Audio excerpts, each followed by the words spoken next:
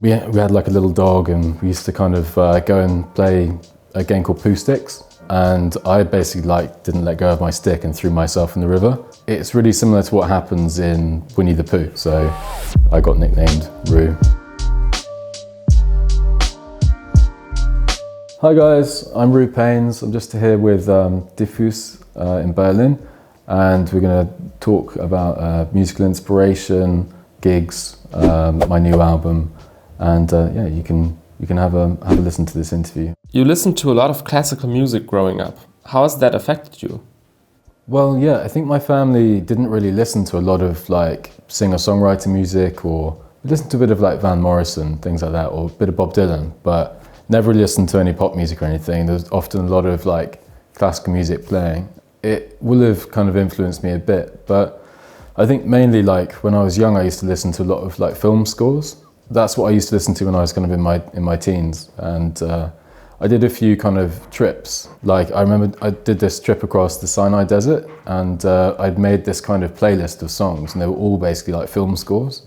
Realised that I really like that kind of music in terms of like soundtracking moments, and so I think it was that period of time probably, which was before when I started writing, that made me think, oh, I really like music that like creates a bigger world.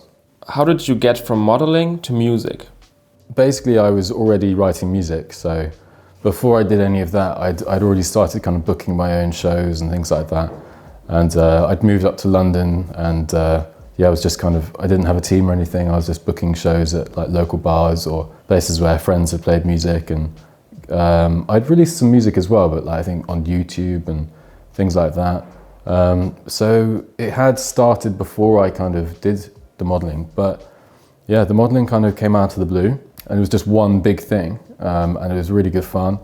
And then it kind of, I guess, gave me a bit of a launch pad, because they had like acoustic video sessions that they did too. And so yeah, it kind of helped like quite a lot. But then I went straight back to music. So yeah, my career as a model was brief, you know. Why is your artist name Roo Panes? When I was a kid, we lived near this like river in town. And we had like a little dog, and we used to kind of go and play a game called Poohsticks, which is where you like throw a stick in one side of the bridge, and then you kind of run to the other side, and like the person whose stick gets the other side first wins. And I basically like didn't let go of my stick and threw myself in the river, and kind of nearly drowned. It was quite bad. Like Mum had to like jump in and swim after me or something. It's really similar to what happens in Winnie the Pooh to this character called Roo. So I got nicknamed Roo, and then it kind of caught on. Like my sisters used to call me Roo, and then friends started calling me Roo. And how did your musical style change through time? I think that with every single album, you kind of try a new idea or two on each one. My first album was basically totally acoustic, and it had like strings and that kind of thing. And then I just started like trying new instruments out, and mainly it's new instruments that you try out that kind of create a different sound world. This time around, I bought like a vintage Wurlitzer keyboard and plugged it in through some electric guitar pedals and stuff, and that created like a totally different thing that I'd not done before. Why have you decided to play a 12-string guitar? That was funny, because if I think back to that, I basically wanted to go in to this guitar shop and buy a normal guitar, but I wanted it to sound a certain way. And then all of the normal guitars I tried, I was like, oh, that's not the sound, that's not the thing I was after. And then I picked up a 12-string, and I'd never played one before. I didn't even know they existed, I don't think. And played it, I was like, that's the sound. And so I just bought that instead. Is it true that you don't like to record in a studio? Yeah, I think maybe the first time that happened was because I had no money. I was just kind of recording for fun, just doing it in the living room because I was just working out what a microphone was, you know. And then from then, like on, basically from straight away, I was like, actually, I quite like hearing the room, like hearing the identity of the place. Yeah, and I think also for me, it's not just about the sound, it's about like whether you're inspired or not.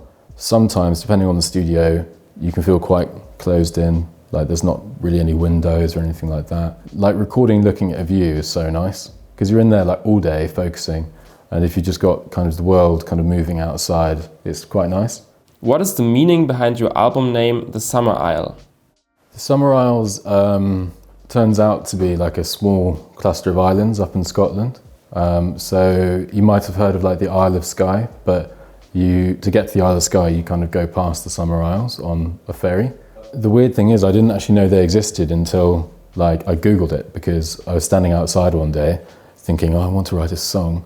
And the Summer Isles just came to mind, like the words, and I thought, I wonder if they exist. And I typed it in thinking it'd be like somewhere tropical, and it turned out it was in Scotland. And I thought, yeah, we can go up there. And so we just like packed the bags and went up in my friend's van and just went up and recorded there a little bit. It's kind of, each song is like an island in itself. That's, I think, what I ended up going with. How do you approach songwriting? I felt like changing it up this time around and just being more narrative and telling some really just straightforward stories. Maybe because I've just done it for a long time and I thought that'd be fun. It's just a different style of writing, and I don't usually like name a place or a thing or an object like in my songs. They're more conceptual. This time around it just felt like that's what I was thinking about, with just these moments in life. Do you think folk music gets overlooked? I don't know, you know, I try not to pay too much attention to like being current. Like I just try and think about songs. Like I'm quite simple-minded with it. Like for me, I think a song is like melody, poetry and communication and stuff. You probably wouldn't say that about a lot of modern music. Like it serves a different purpose. I think I'm in love with songcraft. I'm in love with like writing good songs. Like that's what I want to do anyway. I love poetry, I love words, I love what music can do. It can do so much. It can take you to a place, it can like transport you, it can kind of totally change your mood. It's a different type of songwriting, so I don't really compare it too much. I think folk, for me, has always felt like it will come back around. It just doesn't go, you know, it's as old as time. You once said that you don't see yourself as a performer. What does that mean? Not all musicians are like the same. Like some are quiet and they just love writing and want to put it out there, and then they're like a bit shy, and like the idea of playing a gig like is quite nerve-wracking. Some don't like the writing process, they just love performing and all the energy it gives them.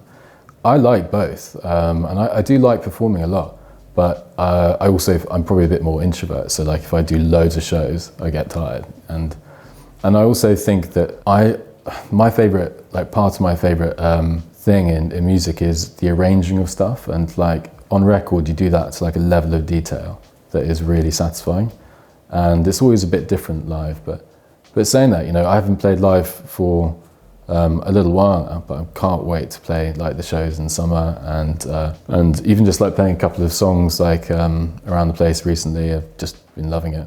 What can people expect from your shows? It's an interesting question.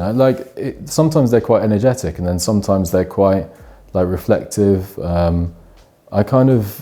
I'm excited for these ones because I've got the band coming, so we've got strings players, we've got like all the kind of backing vocalists, and we'll be able to kind of recreate the sound worlds from the record, like hopefully in quite a kind of detailed way. What's next for you? I'd like to go away just like for a bit of traveling. I'll probably be writing a little bit, and like get reading, and just like have a bit of a kind of chill time, because I think it's quite important for next stuff anyway, because it's the living that does the writing, you know, in a sense. So like I kind of want to get into that a bit, and yeah, but pretty soon like the album will come out, and that's like a couple of months away, and then the shows and stuff, so it will get quite busy quite soon. But I think when I get back from here, I'll probably like have a bit of fun for a couple of weeks and take a holiday,